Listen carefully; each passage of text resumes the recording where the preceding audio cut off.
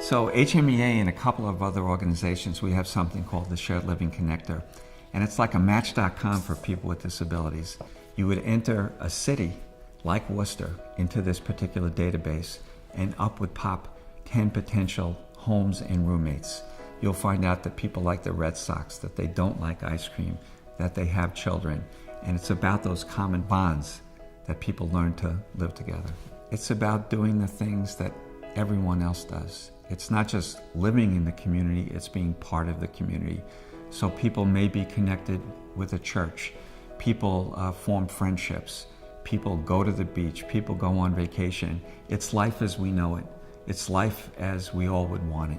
Shared living provides supports that's unique to the individual. Ron and Will are a perfect match, and that's what we really try to do here at HMEA. We try to match the individual and their needs and their interests with a provider. Will has a wonderful family, has a mom and dad and brothers, and Ron is part of that family also. So it works well because, number one, they have the same type of personality. Ron is also a pastor, he knows what it is to give of himself. And Will is able to just live a normal life and has a roommate.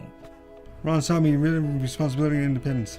Will's probably taught me more than I've taught him, and in nature and in the way in behavioral things. And it's good to see somebody who couldn't walk, talk, eat, take care of himself at all to become an adult and to be able to do those things again when everybody told him he couldn't. So we have fun. We go on cruises every 2 years, and that's pretty fun. It's independent. I get to go around the ship all by myself for the whole 2 weeks. That's good times. And we go on port calls, get to meet some cool people. It's fun. Like our last cruise, I was in the country Honduras, walking through the jungle, and I got a chance to wear a 10-foot ball python. And Spider Mike's calling on me. It was way cool. It was a field day. It was awesome. John came to HMEA from his dad's home, where he was living with his dad and his brother. His brother also has developmental disabilities, and his health was failing. And when he came to the HMEA, he was placed in a group home, and he could barely see. He had cataract surgery and was able to see. From then, his world opened up, and he was able to do a lot of things that he wasn't doing at home.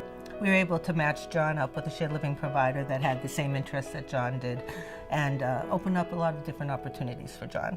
His respite lady will joke with him and say, "Okay, John, we'll be back at 8." And he said, "No, you said 6 o'clock. I want to be back home by 6 o'clock." So it's been, he can't wait to get back home. We joke, we all talk to each other, joking around, and I think it's fun. HMEA helped me and Debbie to go to New York State.